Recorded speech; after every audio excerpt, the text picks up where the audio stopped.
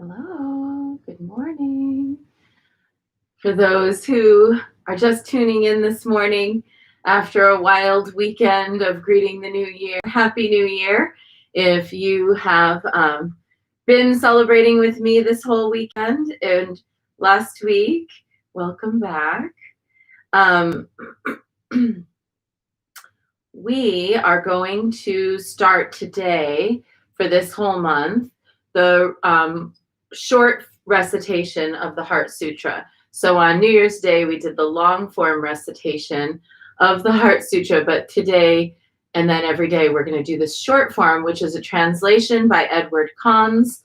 And I love this translation. It's very poetic and beautiful, and I think you'll like it too. So let's, we're in the month of Prajnaparamita in the Mount Shasta Goddess Temple. And Prajnaparamita isn't a goddess in the same way pagan goddesses usually are.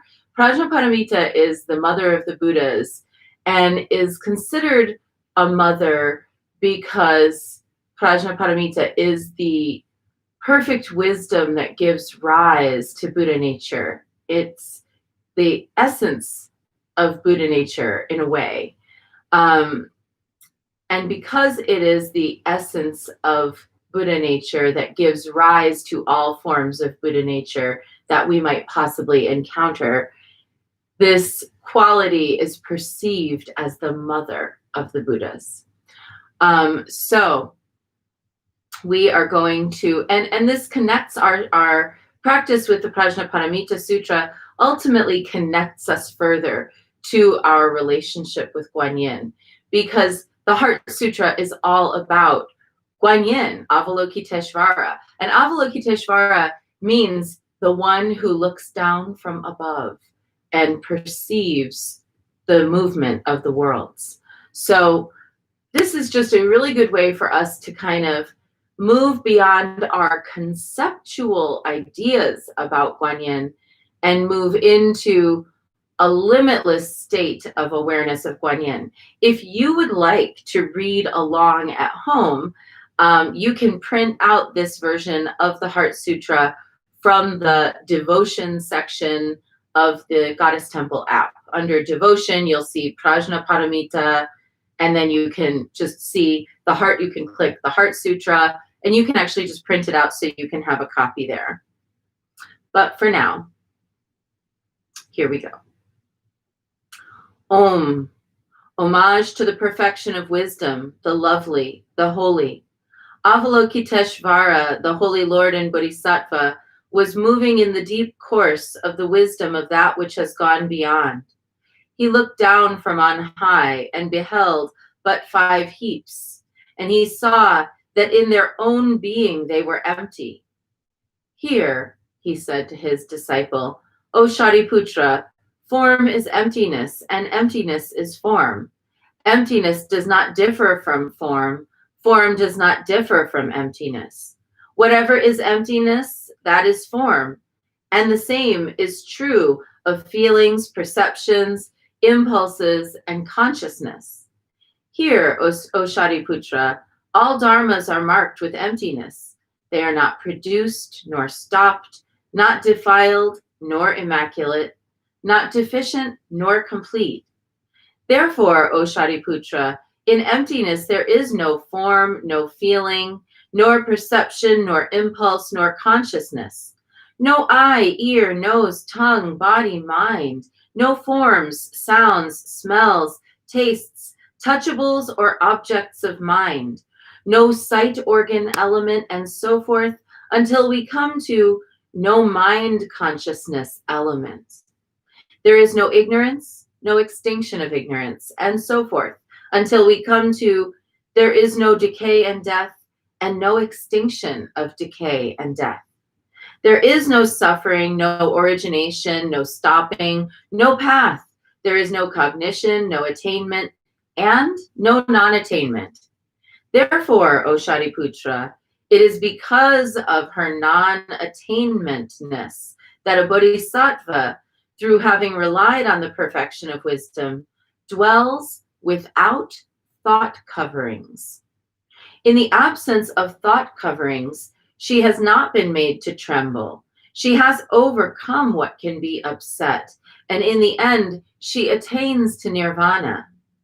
All those who appear as Buddhas in the 3 periods of time, fully awake to the utmost right and perfect enlightenment, because they have relied on the perfection of wisdom.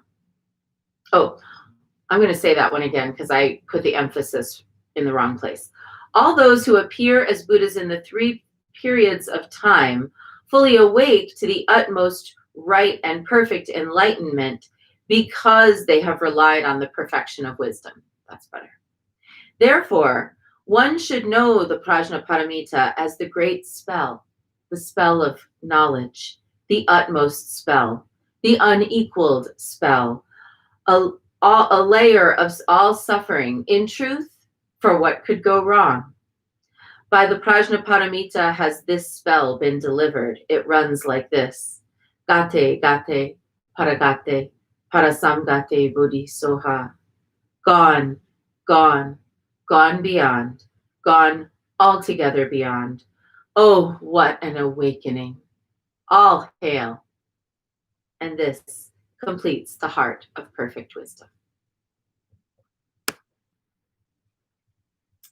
I posted an article after Prajnaparamita practice on Friday. It's in the comments there. You might want to take a look at it, from Lion's Roar, about how the Heart Sutra will break your mind. The Heart Sutra is one long recitation of know this, know that, know this, know that, no, no, no, no, no, no, no, no, no. But really, in all that no, we have the one yes. When we say no to the delusion of all of those sense forms as reality, when we say no to the delusion of all of our conceptualizations as reality, that is when we get to the one big yes, the one big yes of the sublime Buddha nature that is beginningless and endless, that has no static form and no end to changing, and at the same time never changes. The breaking of the mind because of the dissolution of the need for logical and rational explanation is a path unto itself. So let's break our minds a little bit today and this month. This is why we start the year, January, with Prajnaparamita, is so that we can set up a year, our year, as a space of non-conceptuality.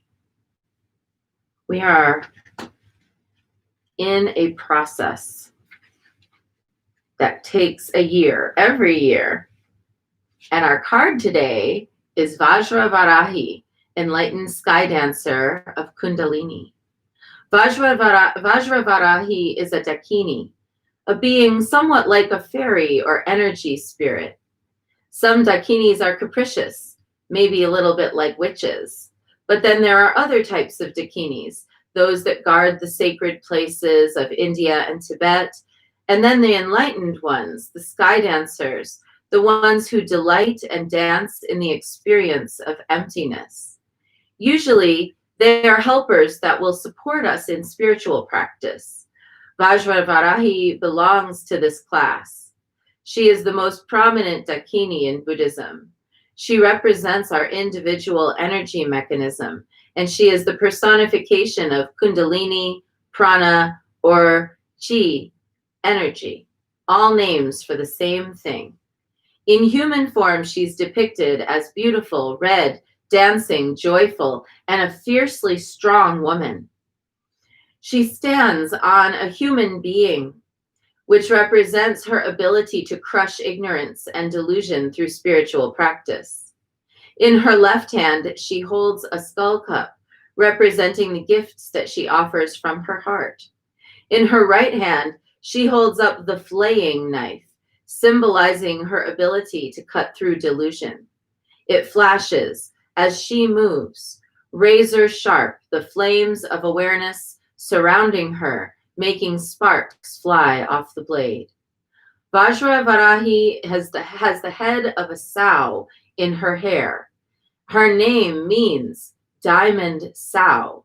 The sow or pig is the Buddhist symbol for delusion. You might think, is that a pig in your hair? Or is this some kind of new hat style? But yes, it's there. It symbolizes wisdom's conquest over delusion. This happens not through suppressing our human tendencies, but rather through taming the delusions of our ego and then using that energy, turning it into compassion and wisdom bliss. The sow eats everything. Here it represents the idea that all energies and experiences, thoughts, ideas, and lifestyles are food for growth. When you are accepted as a teacher or as a student by an accomplished tantric teacher, there is the monastic ascetic path, and then there's the tantric path, which embraces and uses all that life has to offer as grist for your spiritual mill. So Vajra Varahi is about that capacity to just take unsorted, unsifted, all of the experiences of life and use them as the basis for practice, not to use them as a way to justify the ego. So a lot of Buddhist texts will write about this, about how sometimes we'll use a spiritual experience as a source for ego, like, ooh, aren't I special? Oh, I'm, this happened to me. This must mean I'm chosen. And there's in the New Age and pagan communities a lot of that. That's not the basis of the Dharma. The Dharma says all of us and all of not us has the capacity for enlightenment.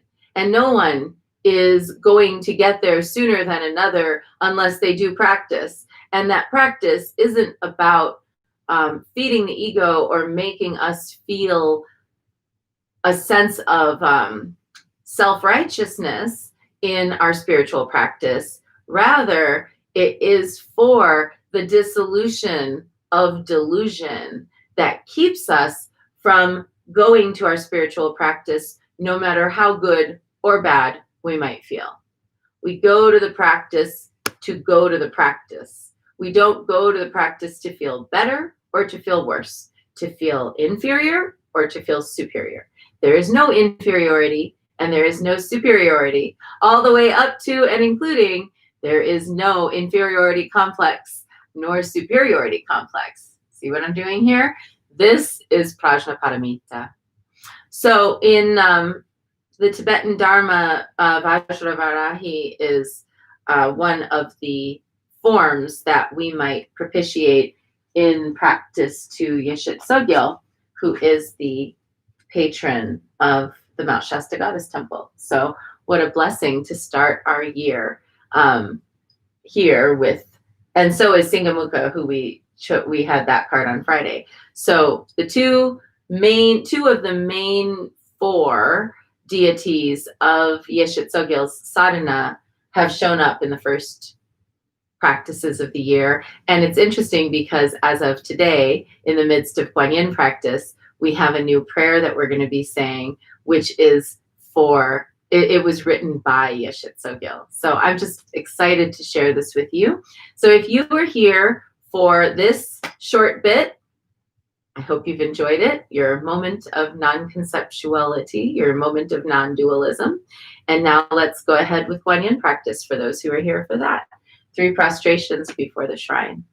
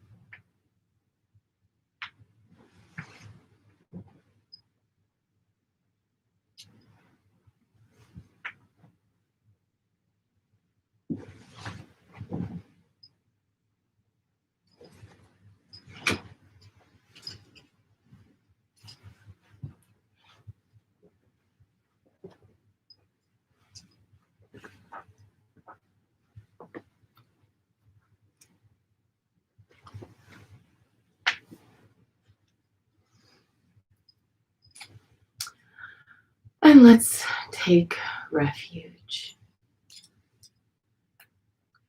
Namo Guru Be. I take refuge in the inner teacher. Namo Buddhaye. I take refuge in the great mother of compassion. Namo Dharmaye. I take refuge in the wisdom of the ages. Namo Sanghaye. I take refuge in the community of practitioners. And let's set our intention. A person, place, situation, or circumstance that will benefit from today's practice.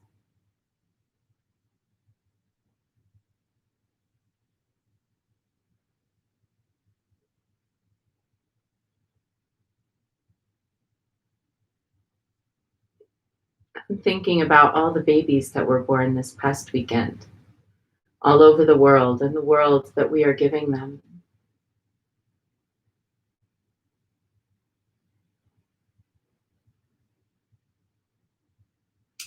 And let's recite the 4 immeasurables. May I be a source of loving kindness in this world and all worlds, bringing a generous heart to all my thoughts and doings. May I be a vehicle of compassion in this world and all worlds, ever mindful and aware of the tremendous suffering of others. May I be a brimming vessel of joy in this world and all worlds, delighting in the happiness of others as their suffering is alleviated. May I be a balanced point of equanimity in this world and all worlds, seeing all as equals and all as deserving of goodness.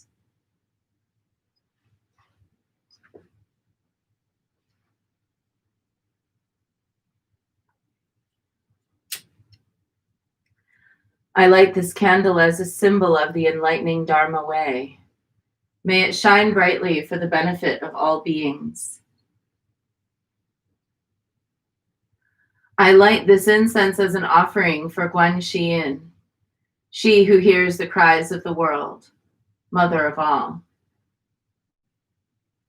For Avalokiteshvara, the one who looks down from on high and perceives all the worlds.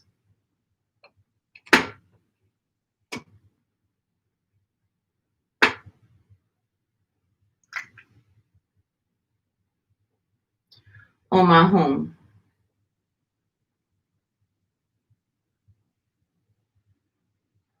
Om Ahum. Om Ahum. Om Ahum. Om Ahum. Om Ahum. Om Ahum.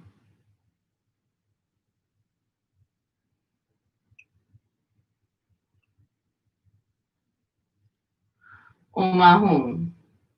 Om Ahum. Om Ahum. Om Ahum. Om Ahum. Om Ahum. Om Ahum.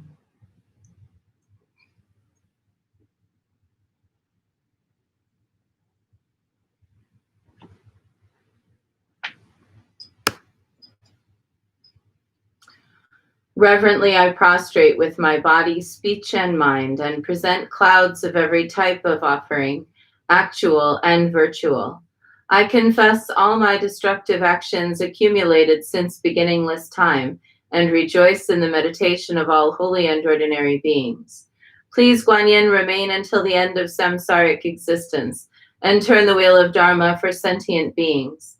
I dedicate my own merits and those of others to the great enlightenment. And let's call out to Guanyin with 108 recitations of Namo Guanxin Pusa, awakening that capacity for infinite and non-prejudicial compassion in our own being. Namo Guanxin Pusa, Namo Guanxin Pusa,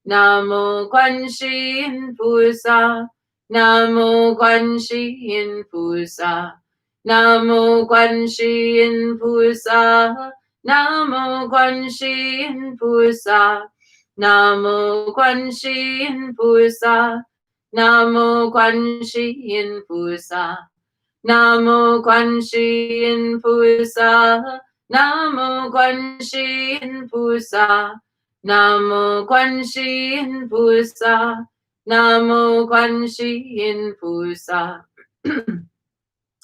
Namo Quan Shi Yin Pusa, Namo Quan Shi Yin Pusa, Namo Quan Shi Yin Pusa, Namo Quan Shi Yin Pusa, Namo Quan Shi Yin Pusa, Namo Quan Shi Yin Pusa, Namo Quan Shi Yin Pusa, Namo Quan Shi Yin Pusa, Namo Quan Shi Yin Pusa, Namo Quan Shi Yin Pusa, Namo Quan Shi Yin Pusa, Namo Quan Shi Yin Pusa.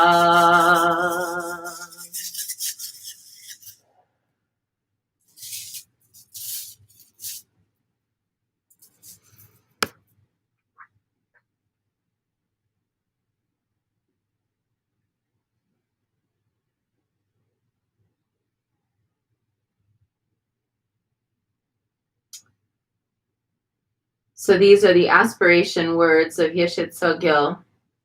This is what she said when she was right about to attain the rainbow body and move from this realm into the pure light. Wherever there is space, 5 elements pervade. Wherever the 5 elements, the homes of living beings. Wherever living beings, karma and defilements. Wherever is defilement, my compassion also. Wherever is the need of beings, there I am to help them. To the hungry I was heaps of food and all good things, and thus I brought them joy. To the cold and freezing I was fire and sun warmth, thus their joy. To the poor and needy I was wealth and riches, thus their joy. To the naked I was every kind of raiment, thus their joy. To the childless I was sons and daughters, thus their joy. To those who sought a lover I was a loving and attractive consort, and thus their joy. To those who wanted magic powers I gave prowess in the 8 great cities, and thus I brought them joy. To the sick I was their remedy, and thus their joy. To the anguished I was all their mind desired, and thus I was their joy. To those hard-pressed by punishments of despots, I was the loving friend to lead them to the land of peace, and I was thus their joy. To those in fear of wild beasts I was a haven, thus their joy. To those who fell into the depths I was their drawing out, and thus their joy. To those tormented in the fires I was a quenching stream, and thus their joy. To those in prey of any of the elements I was their medicine, and thus their joy. For those who could not see I was their eyes and brought them joy. And for those who could not walk I was their feet, and thus their joy. I was a tongue for those who could not speak, and thus I brought them joy. To those in fear of death I granted immortality, and thus I was their joy. I led the dying on the path of transference and brought them joy. To those who wandered in the bardo state, I was their spirit guide, bringing them to joy. I cooled the burning heat and warmed the cold of those lost in the realms of hell. Howsoever they were tortured, I changed myself to shield them, being thus their joy. To those who lingered in the land of hungry ghosts, I was their food and drink, and thus their joy. I was freedom from oppression and servitude for those caught in the wordless state of beasts, and thus I brought them joy. For those beings born in places of war, I protected them from strife and brought them joy. I was a truce from the endless conflict for the demigods, and was thus their joy. The jealous gods I guarded from their bitter fall, and I was thus their joy. I shielded all from everything that tortured them, and was thus their every joy.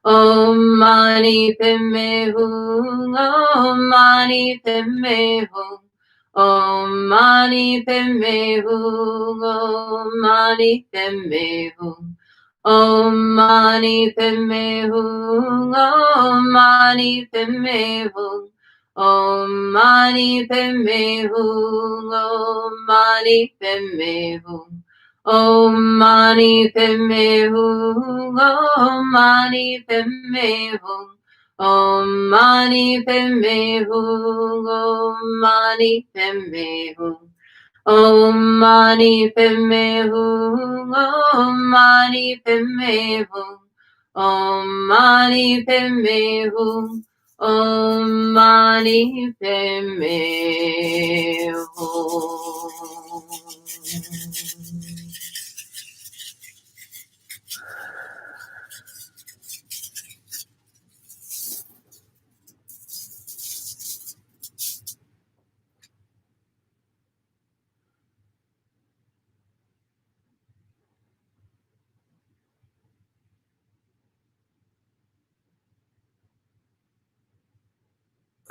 Let's rest for a moment in the non-conceptual nature of what it is to be a mantran who is reciting our prayers for the benefit of all beings.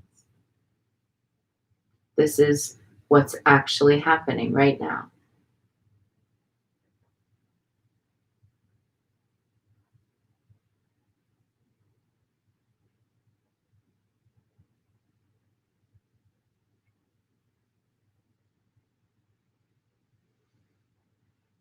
And let's give thanks for our teachers. May all of my blessed teachers enjoy long, happy, healthy, productive lives and great support for their good works.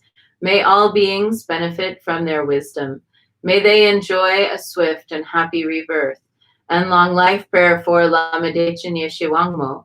Om Sosti, through the powerful blessings of the immortal Pema Jungye and his consort, may the three secret qualities of the Dakini of Supreme Bliss, Yeshe Wangmo, be utterly stable, and may the light of her activities shine on the lotus groves of the teachings and of beings, so that they blossom in radiant splendor.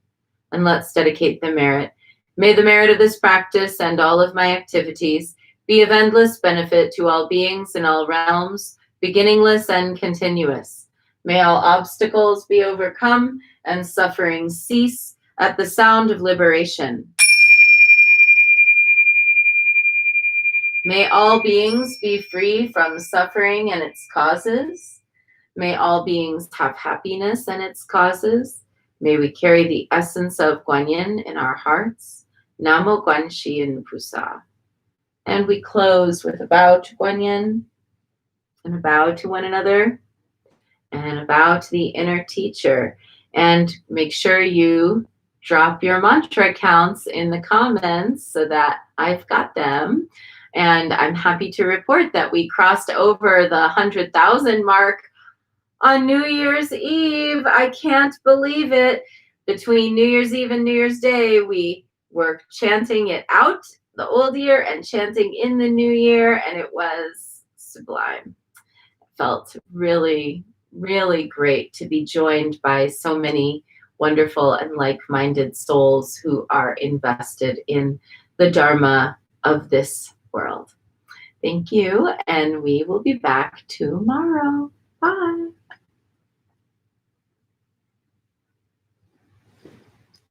Bye, Facebook.